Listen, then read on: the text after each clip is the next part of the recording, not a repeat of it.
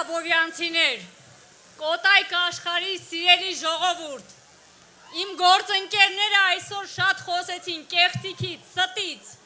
ես միայն մի բան կավելացնեմ, մի ամբողջ ժողովուրդ դու կարող ես խաբել մի որոշ ժամանակ, այդ ժողովրդի մի փոքր հատվածին դու կարող ես միշտ խաբել,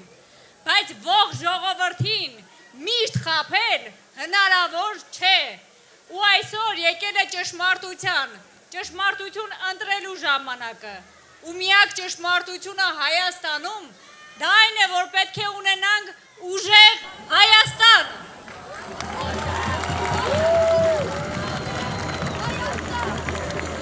Սիրելիներս,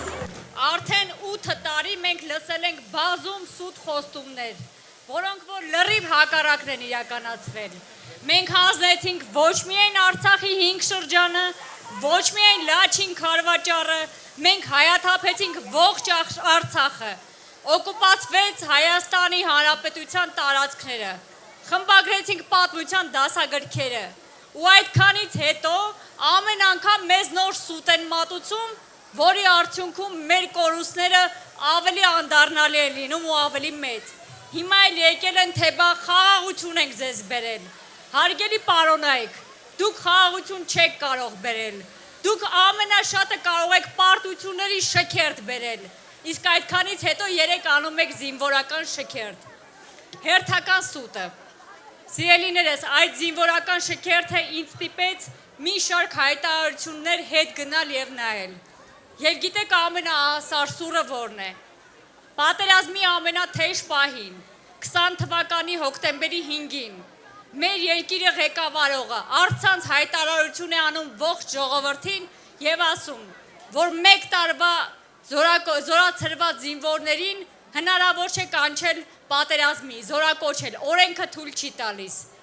Եվ երեկվա ուղղակի մի պարզ ստուգման արդյունքում գիտեք ինչ հայտնաբերվեց, որ այդ օրենքը այդպես չէ։ Այսինքն մեզ ղեկավարում է մի մարդ,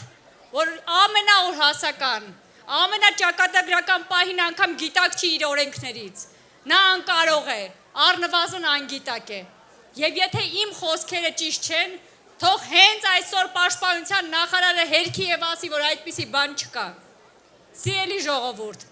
մենք պետք է հունիսի 7-ին ազատվենք անկարողներից, մեր ազգային անվտանգությունը խաթարողներից, մեզ ամեն անգամ իրենց նոր ստերով և նոր կեղծիքներով, նոր անվերադարձ կորուստներ բերողներից։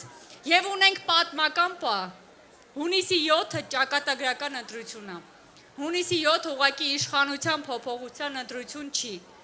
Ես ինքս երկար տարիներ աշխատել եմ պետական համակարգում և երբեք քաղաքական հարթակներում չեմ եղել։ Բայց այսօր կանգնած եմ այստեղ, որովհետև մենք ունենք հայրենիքի գոյության խնդիր և հունիսի 7-ին ունենք մի պարզ հնարավորություն, միգուցե որ հետո էլ չունենանք, համախմբվել մի մարդու կողքին, ով որ թե հայրենասեր է, թե ազնիվ է և թե կարող է և իր ազգին չի նետում հերթական արկածախնդրությունների։